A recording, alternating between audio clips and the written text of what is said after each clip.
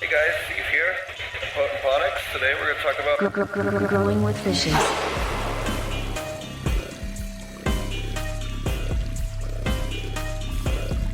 Growing with fishes.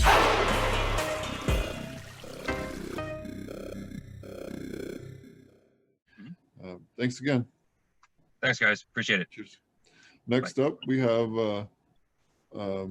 Liane Keyes, and he's going to be showing us Habitat Life, and they have a really, really wonderful cannabis. If you're in the BC area, especially if you're in the Vancouver area, you might have even smoked some already. So thanks a lot for joining us.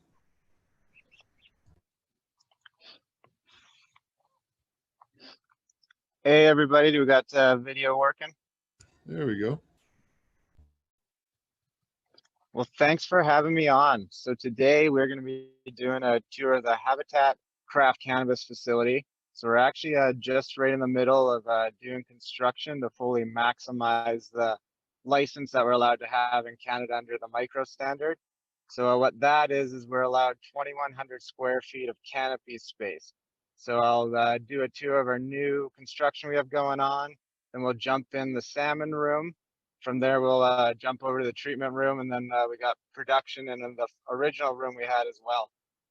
So look forward to showing you guys around. Just gonna sort out how to flip the camera.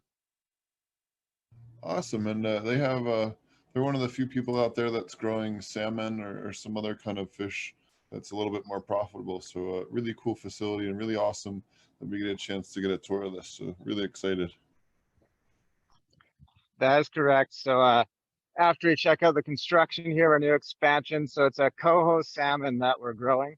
And actually we have the Adams Lake Salmon Run about 15 minutes down the road from us.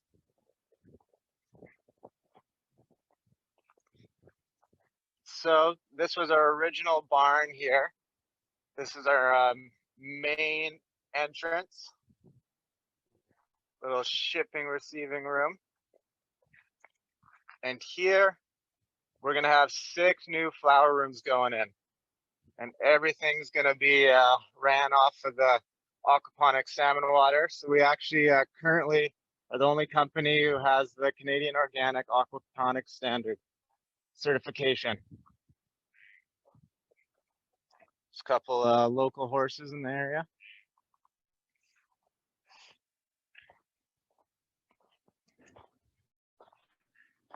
All right, welcome to the new room.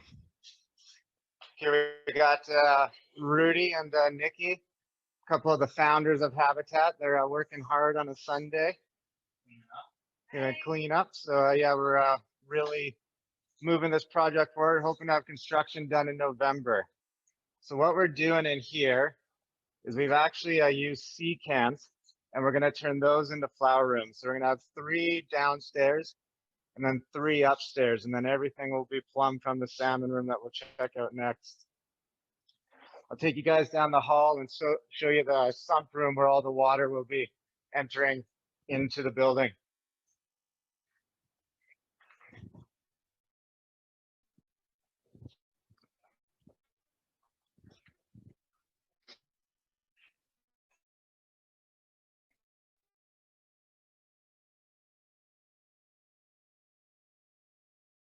Looks like we might have lost signal there. Maybe not.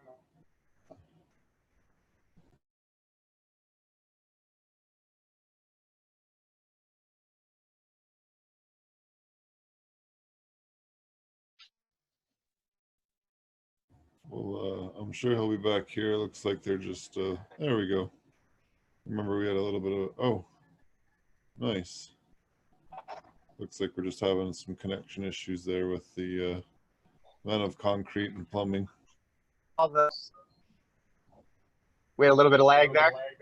Yeah, a little bit of a lag there. Couldn't quite hear you, and it was skipping quite a bit. That's okay. Just maybe go through it a little bit slower. We can't hear what you're saying, but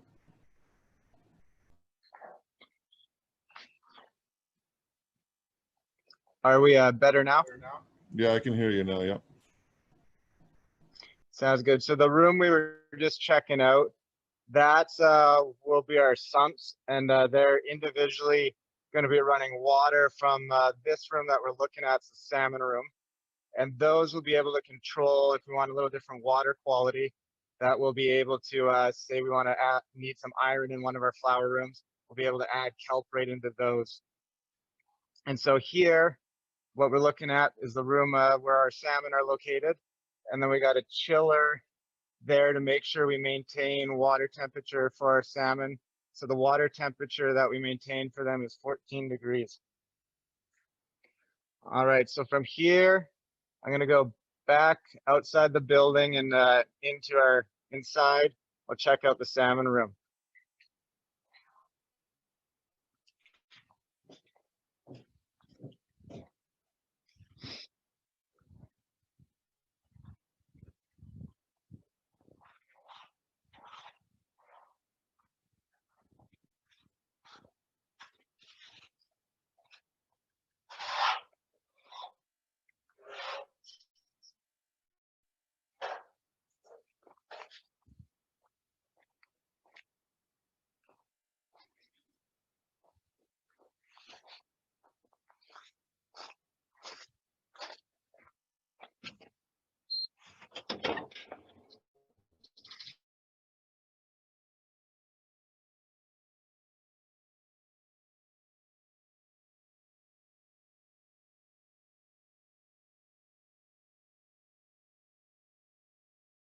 Shipping, receiving, and then our clean areas. So we got it separated here. Kick off my shoes. Grab a new pair. And then head into the scrub room. So here we got a couple change rooms, lab coats, and scrubs. So typically when we come in, we're taking off clothes, throwing on some scrubs or a lab coat. Maintaining good GPP standards. So just bear with me, Steve from on. I'm just gonna switch out of my clothes here. If you pay for his fans only, you get the other camera. I'm just kidding. That's right, Chief Cultivator, fans only.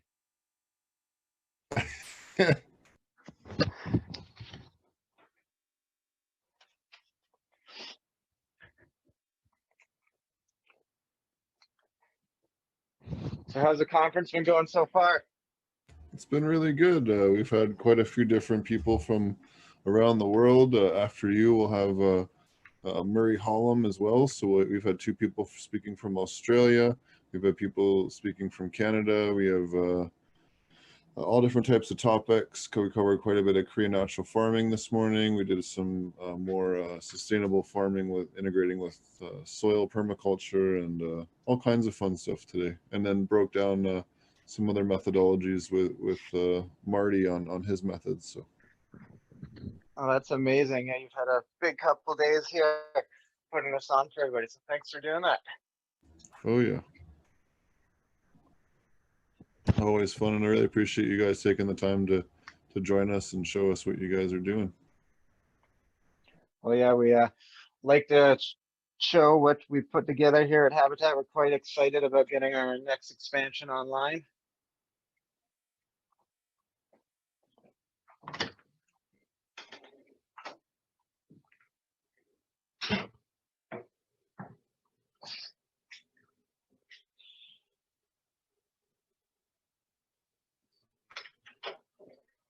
All right. Into the salmon room. So here we have two finishing tanks. Currently don't have any salmon in these two tanks at the moment. We're actually going to be doing our first harvest that we're able to sell here end of October. So the reason for that, we've been harvesting for about a year, but we were under an R&D license at that time.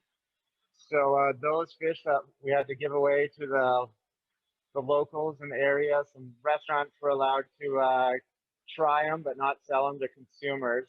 But now we have our full aquaponics license and we'll be able to start selling to the local markets. And here we're looking at our grow out tanks. So we'll have around a couple thousand salmon usually in our grow out tank. And it takes a 14-month process from when we get them as fry. So we get our fry from Northern Divine. There'll be disease-free coho salmon fry.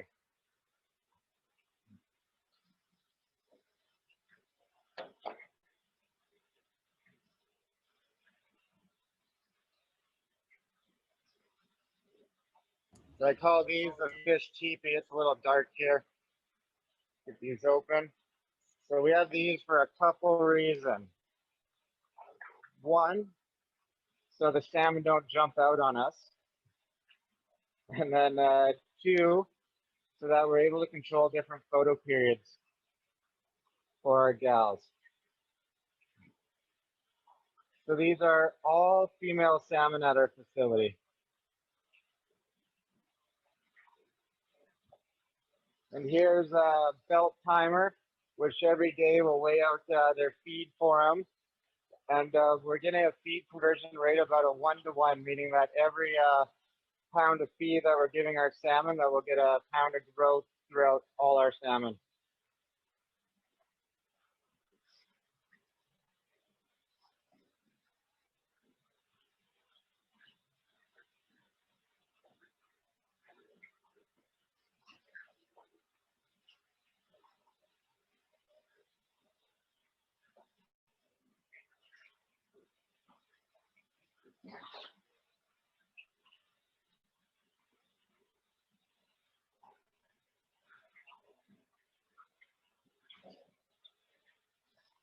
So these girls, when they finish, they'll be weighing between 3 to 5 kg out of our system. And there'll be sashimi grade salmon that come out of here. I quite enjoy being able to grab lunch very fresh out of the tank.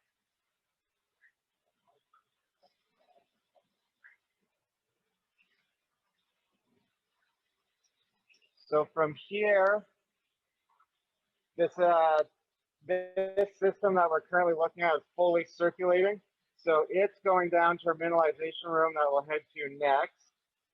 And then from there, it's getting treated before it comes back to the salmon. And as well, we're pulling off the solids and then digesting it for the plants. Go give a good look of our grow out area here. It's our incoming water tank.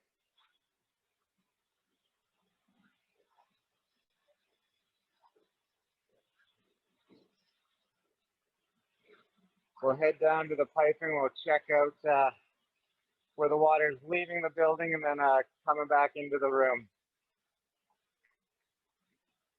Little dark in the corner, but so this is where everything's now going down to our treatment room.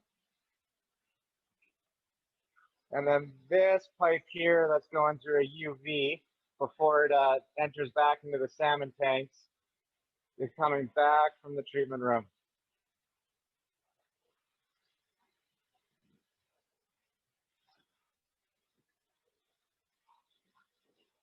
These little gadgets here is how we control the different photo periods for our gals. No. Does Health Canada make you run the UV?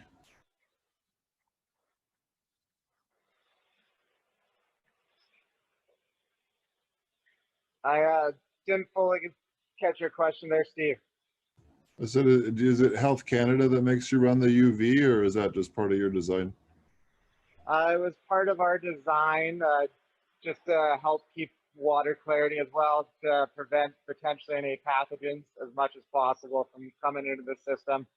We actually run it as well right from the first incoming tank that we're looking at. We have another one right in the corner here. So yeah, we found it's really important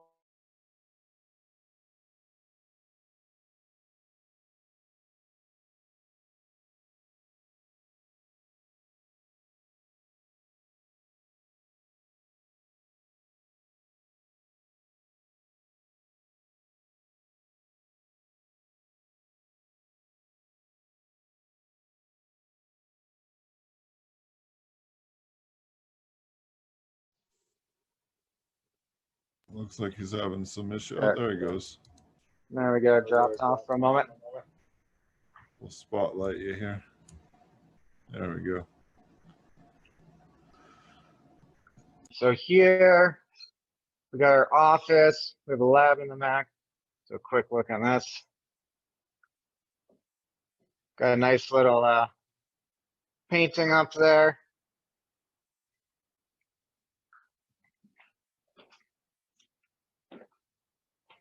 So here's our lab. So we do a lot of different water testing in here.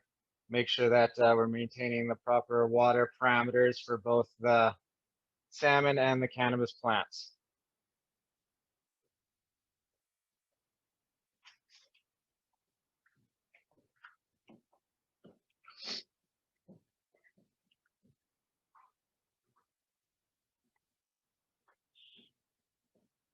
It's actually me and Rudy when we were on the Grow Opportunity magazine. So appreciate them putting us in there and talk about habitat life.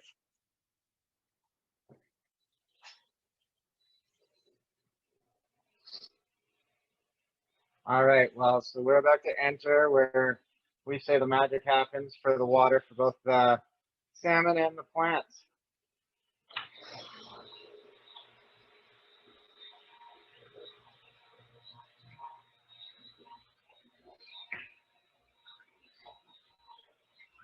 So those big tanks there, those are backup storage in case you have a big water loss. I'd say those are definitely important for the type of system that we have going on. So there has been a few times a valve gets left open or something like that, that you just want to make sure you have backup water available. So here's where all the treatment for the salmon is going on. We'll head to the back and take a look there, but we'll just give you guys a little overview here. These are all our pH or readers. Here we have aeration blowers that we're using for our media bed.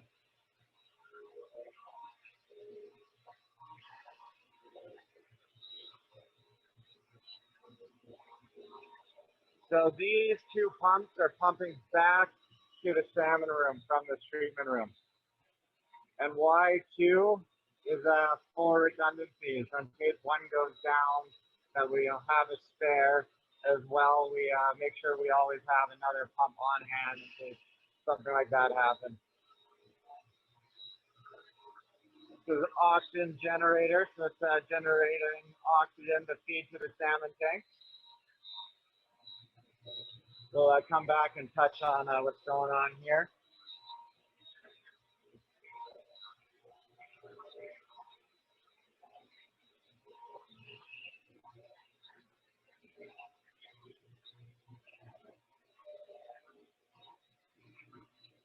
All right.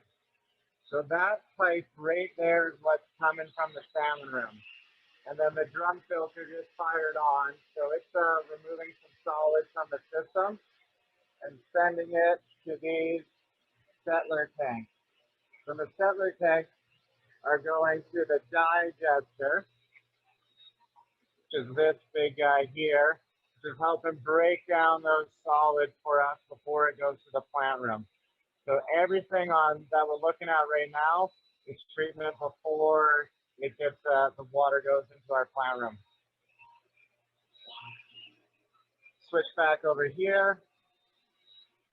So here we have the drum filter, which sends some water for the plants.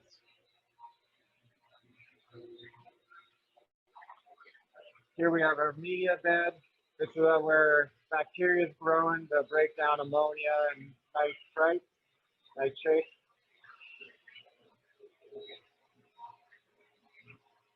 Here we're stripping the carbon out of the water and giving it an ozone treatment before it eventually ends up here and then ends up getting sucked back over to the salmon room. So on the plant side, we have digester. our settler, then we have our product tank. So from our product tank, this is what's feeding our plant room.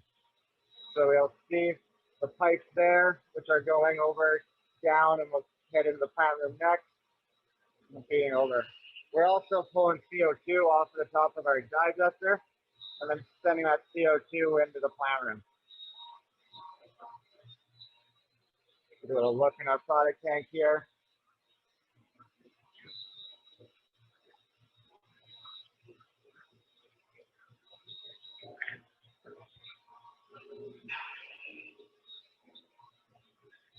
Make sure you keep your hands nice and clean around the facility. All right.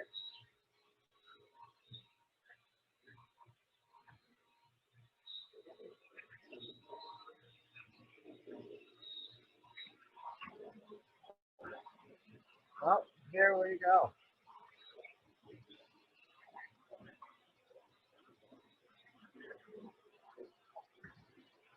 Welcome to our plant room. So we are about day 30 in flower here.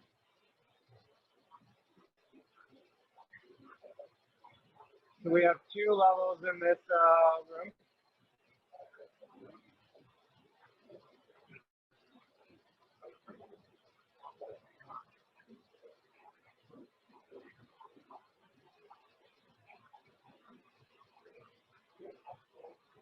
So right now we got 3 strains going on in here. We have our cake strain, which has been on the market so far.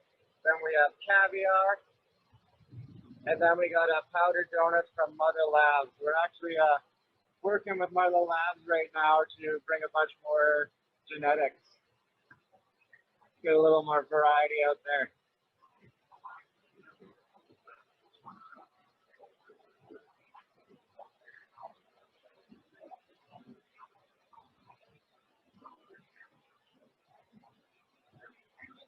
Probably, as you can see, we got lots of fans added around the room. A lot of transpiration going on with our aquaponics. So definitely you need to make sure you keep your humidity levels down. We'll head to the back here. We got a trough that's easy to see what's going on with the roots.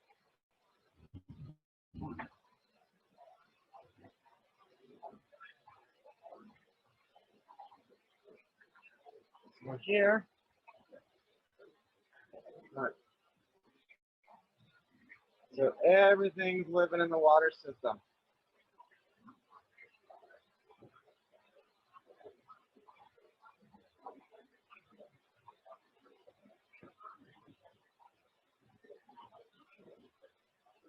So the way things are working is we have these stocks we're in the leg. Now I'll put it, and they are pushing water up into our troughing system.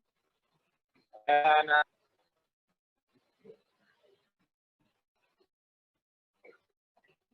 then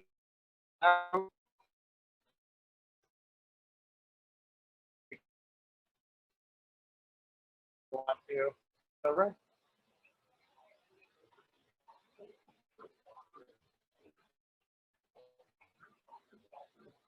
All right.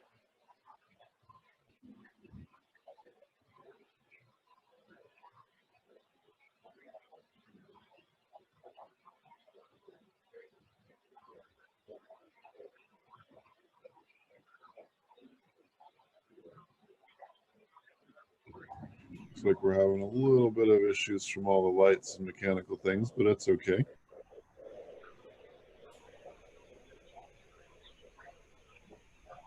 So around the lighting, so we when we originally built this room, it was for R&D. So we ended up using 5 different LED lights in here to find out what we'd want to use when we expand. Do find that LED technology is changing very quickly, but we have a company out of Canada called Alias that we're going to be using for that expansion that we're doing.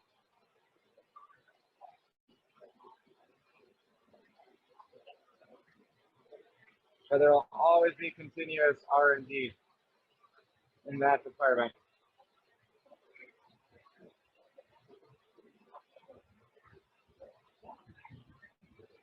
All right, well, I'm gonna go cruise in the office, and if there's any questions, want to see anything else, we can definitely jump into that. Yeah. So what are some of the things that you've noticed are different about aquaponic cannabis and growing in aquaponics? Give me one sec to get out of the noisy room here.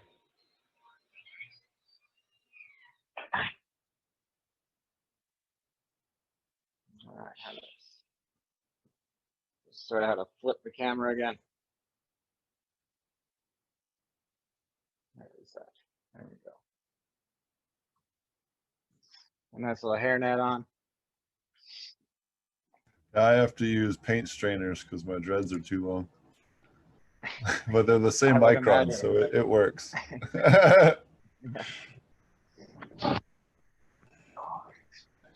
So is your question a difference between aquaponics compared to other methods that I've grown in? Yeah, what have your experiences been? Very explosive growth, especially in the vegetative stage, and then as well a lot of bulking with the flowers on the late stage.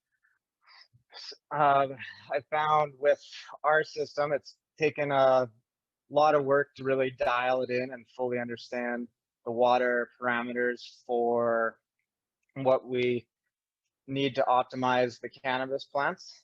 We still got improvements to do, but once we have that fully dialed in, I think it's going to be an amazing, easy to use system where we get great protein as well from the salmon side, and very exciting for the sustainability side. And as well, being able to take a system like this and utilize it in all kinds of different parts of the world. How much pheno hunting and strain hunting have you had to do in order to find strains that worked good for you in your method? Many. That is so been at this for quite a while, and obviously the genetics have been changing very quickly. Before we got licensed, we did like 100 different phenos and strains that we were running. We had narrowed that down to the cake, which ended up performing in our system the best for what we're looking for to get started. And now, given the canopy restrictions with the micro license, we're partnered with Mother Lab out in Saskatoon, and they are doing right now a 200 strain hunt for us. And then we're gonna pick our favorites from that, start trialing them in our system. I think when we get the water quality dialed in a lot more, it's going to open up the options that strains that are more finicky will be able to use them in our system as well. So it's definitely been a learning curve. It has taken many years to get to the point that we're at now, and we've still got refinement to do with the aquaponics system. And you need to make sure that you're of a farmer mindset, because a valve gets left open or something gets clogged, you need to be on site. You can't go away for holiday, and need to be able to fix the problem. Otherwise, obviously you got a living water system, and both the plants and the fish need that water to survive. We had a question, what supplements are you adding? So iron's a big one for us. We're using kelp for that. And then everything else, we're actually treating the water for the salmon for the most part. So we're using phosphorus, potassium, magnesium as water buffering agents.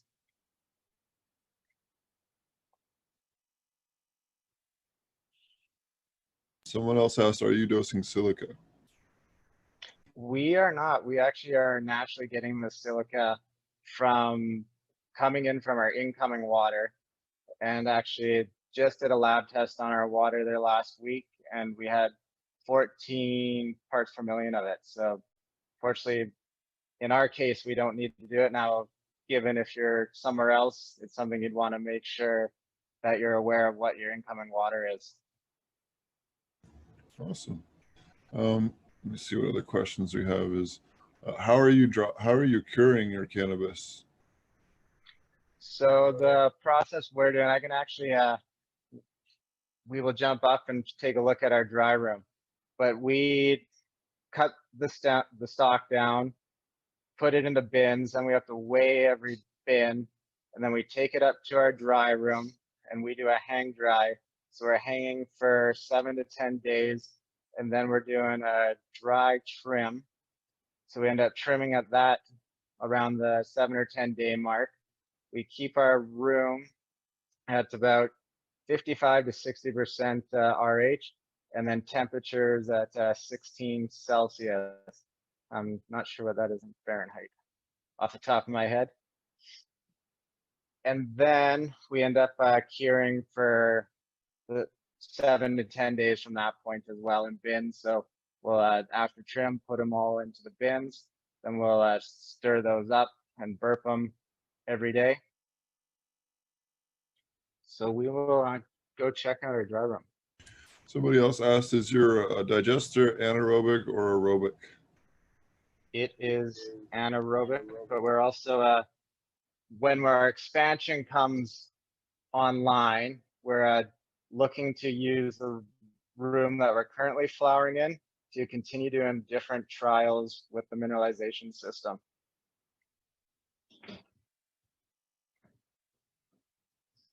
Because yeah, there's a lot of work to be done yet in fully understanding that and the life that's going on in the digesters and ways to really optimize that nutrient and get different results from what's coming in from the digester.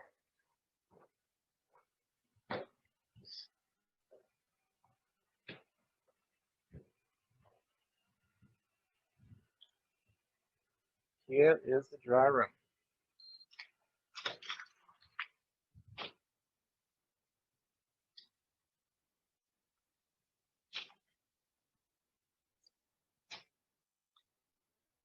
So we end up hanging everything up in trellis.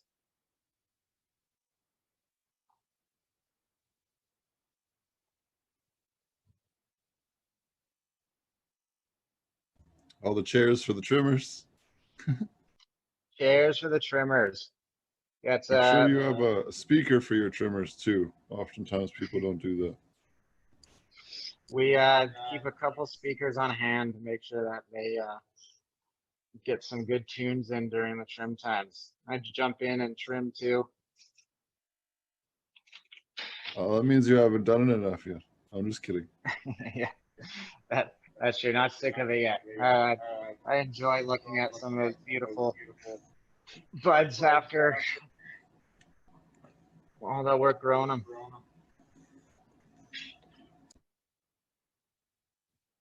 Awesome. A lot of people don't get a chance to see kind of the whole facility and step by step, kind of all the different things that go into it. It's a lot more complicated, I think, than people realize.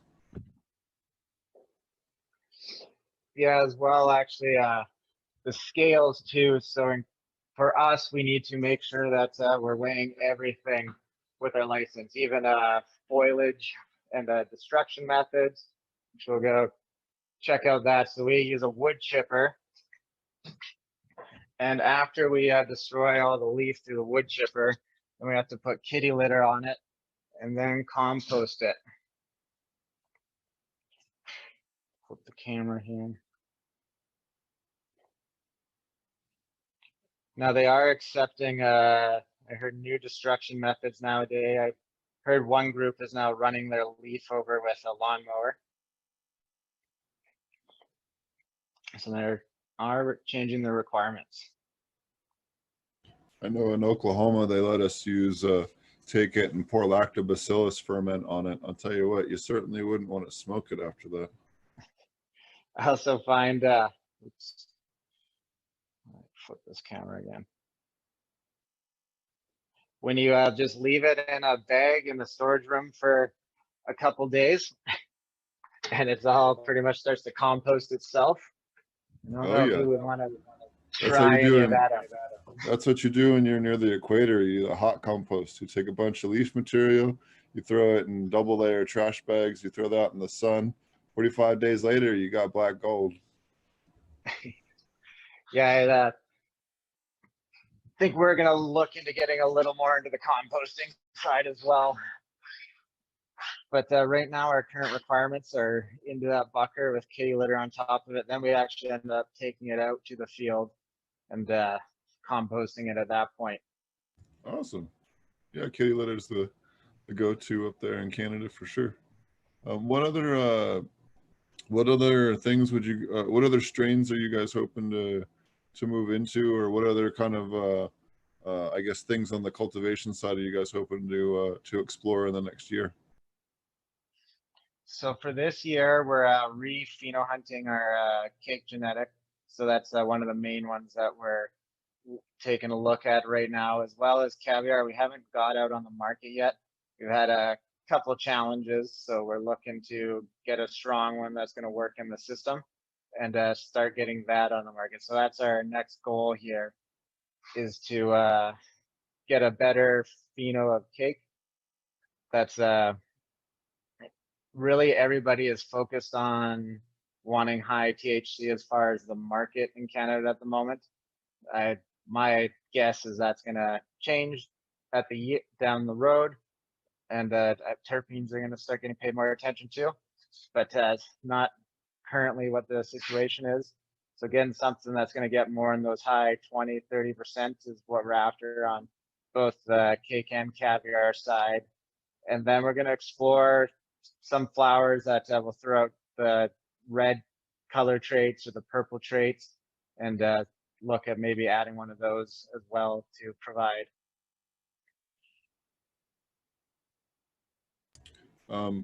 What are you going to be sticking with salmon again on your new setup, or are you guys looking to diversify your fish as well? So in our new setup, we are actually not adding any more fish production space. So right now, we're consuming about half of the water that we'd be able to. So with the new setup that we're doing, we're looking to fully utilize the full consumption of the water coming from the salmon biomass that we have. And then for this current license we have, that will be the maximum that we can do canopy wise. Now, the rules are changing in Canada, and we could look at moving to a standard potentially here, which allows you to then be able to produce more. Or as well, we are looking at possibilities of purchasing some potential fish farms or developing a new facility at a different location, which is probably say 12 to 24 months down the road for us. Awesome. I looking forward to that, and I'll definitely have to come visit you when I'm up in Vancouver next time and try some for sure. I'm excited about that. I think I first met you guys at was it Lift Expo maybe, or was it something before that in up there in Vancouver? I think it's the first time I met you guys, long time ago. You guys were first. Go ahead. You're correct. So that was before we got our micro license, and at that time, so we did have our facility operating as a R&D facility at that point. So at that time, we had to, well, it's just getting up to the point now we're able to start selling the salmon, and the cannabis we were able to give away for medical purpose. So we ended up handing you, I think, some buds and a joint. Said hi briefly. Oh yeah, for sure. And glad to stay in touch and to see your facility and see how you guys have grown all this time. Pretty awesome. Someone else asked what Vancouver next. whenever they'll let me through the border. I actually have some business in Canada as soon as they open the border again, so I'll be up there sooner than later. Yeah, Go ahead with the question. Oh, yeah, we had a question. Someone asked, are you using any automated nutrient testing on your system? We are actually purchased nothing that's automated. Well, I guess pH. So we have automatic pH sensors that if that, especially on the salmon side, we'll get notifications if that's getting too low or too high. So for the salmon, that needs to stay at 7 is kind of the happy medium. So we maintain right around that 6, 9, 7 for them. And then on the plant side, we keep it within 5, 7 to 6, 2, depending on the week that our plants are at. Awesome. All righty. Let's see what other questions we have. A couple people said thank you for the tour. Let me see here. What fish foods are you feeding? So we buy our fish food from Taplo, so it's an organic fish feed. And I'm not completely sure of all the ingredients in the Taplo feed to be able to fully answer that question for you.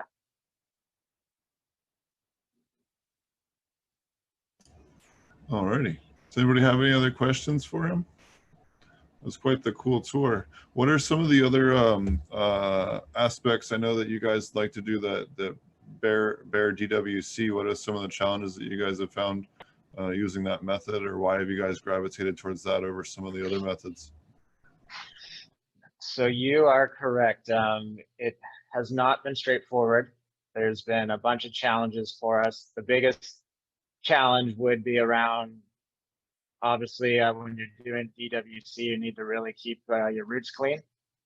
And we've added a lot of filtration into the system to do that and make sure that we're preventing solids from getting into that system. Because when we first started, we did not succeed right off the bat. We end up with a bunch of solids getting flushed in, which then end up choking out the roots.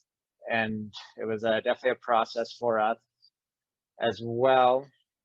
Given that we're operating under the Canadian Organic Aquaponic Standard, you can't just go pick up some cow mag from the store and throw it into the system. So we've really had to understand the inputs that we can add into the system and stay under the organic standard and make sure that's fully optimal for the cannabis plants. And things are looking pretty well for us. We've definitely really got over some hurdles, but there's all improvements to be made yet to fully optimize. And then when you start dealing with different strains, I'm sure we're gonna find that they're gonna require slightly different water quality parameters. So we actually it took us maybe a little longer than it should have, but we got a lab in Canada that we're able to start sending leaf samples off. So that's going to give us really good results throughout every cycle on where our water quality is at and where our plants are at and what kind of nutrients they're uptaking and how we can keep tweaking that a little bit. Awesome. Excited to hear that. Yeah, me as well. It takes the guessing game out of what your plants maybe need. Yeah. Yeah, I've done a lot of work doing that and cross-referencing that with water samples and all that stuff too. So it's always fun. You learn a lot jumping down those different rabbit holes and adding this and seeing what happens and adding that and seeing what happens and seeing how different microbes change everything. And it's so exciting and such a cool rabbit hole to go down. Yeah, it took a while in Canada to find a lab that was legally allowed to do it. It kind of was a transition. Things are starting to get a lot better to be able to get that type of information. But I'm very glad to have that now. Exactly as you said, you then get results from the leaf tissue and maybe you thought you were short on iron, but then you see, oh, it has lots of iron and now you're lacking in a different nutrients.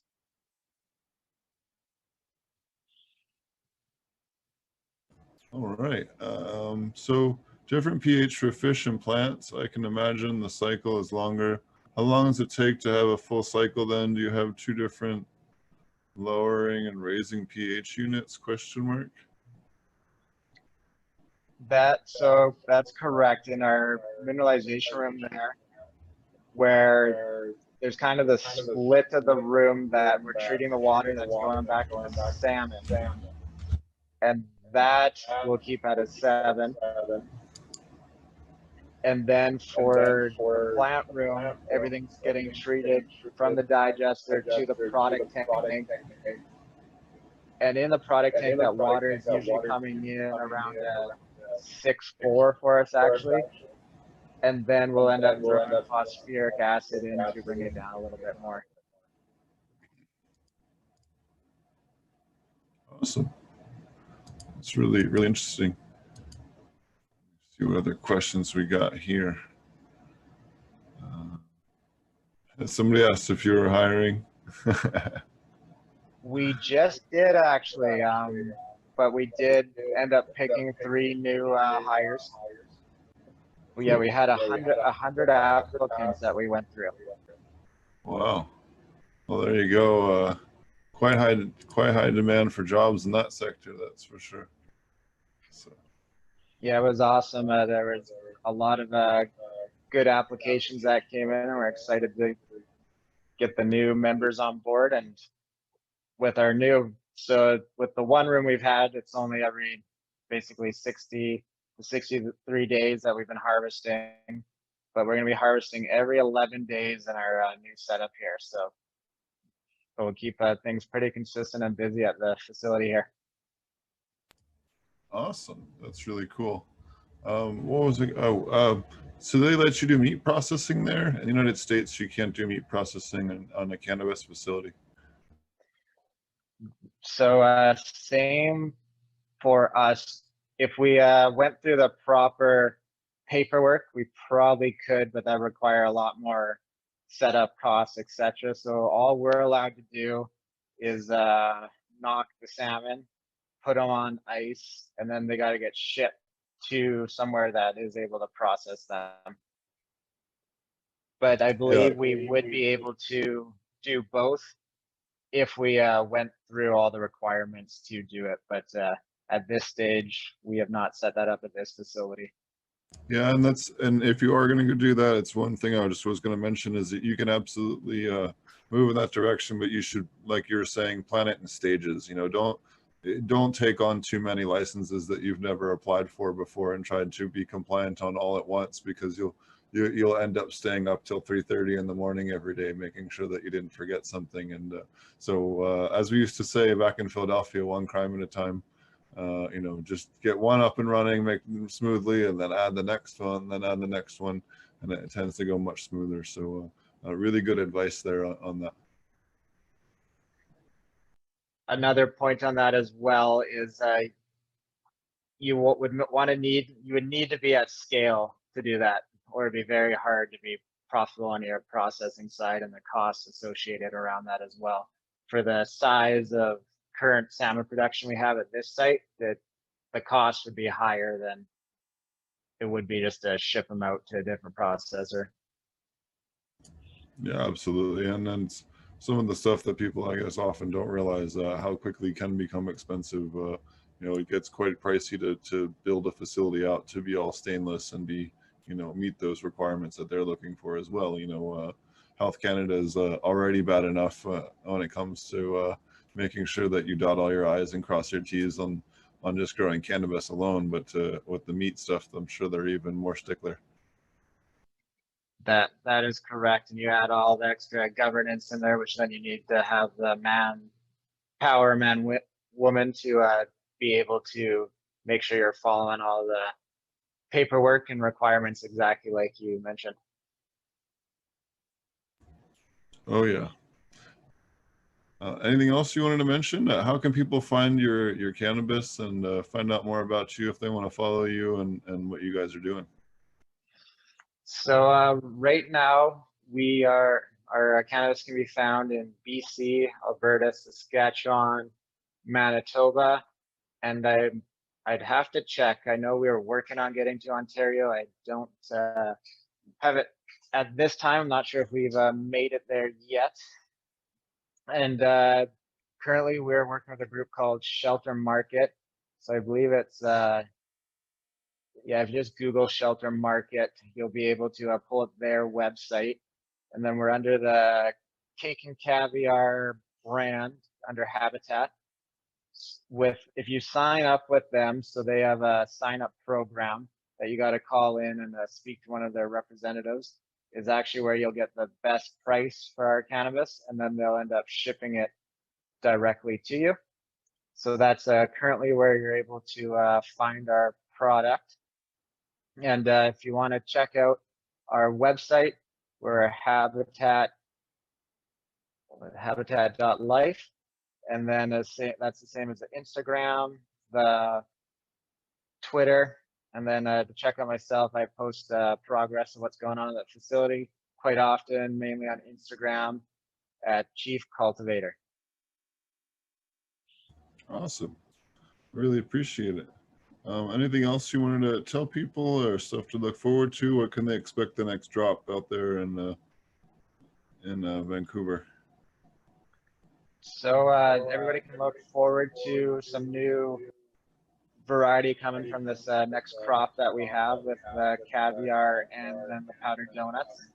So that you'll be able to grab, I'd say in December, by the time it gets through the processor and then to the dispensaries. It's actually interesting for BC because we have to send our product to the processor, and then from the processor they have to send it to like the main warehouse for the BC government, and then from that warehouse, dispensaries they request to purchase our product, and then they can get it on the shelf. So it's definitely a bit of a process to get it there, but we're excited to get a little more variety out to consumers, and very excited about our new expansion. We're wrapping up here end of November, and getting product coming down every 11 days. Awesome. Well, we really appreciate having you on, and really appreciate your tour. And if people want to check out more info, we got his links there in the chat. And yeah, thanks again. Yeah, definitely. Thanks for having myself and being able to show what Habitat Life is up to again. Yeah, always fun to see what you're doing and see how you're growing as you expand. It's really cool. Yeah, we appreciate it. We're gonna continue to grow as a company, and definitely after this expansion, excited to get an even bigger project on the go. Awesome, very cool. Alrighty, well, I'll catch you soon. All right, thanks for having me on again. Cheers for now. Thanks again. Cheers.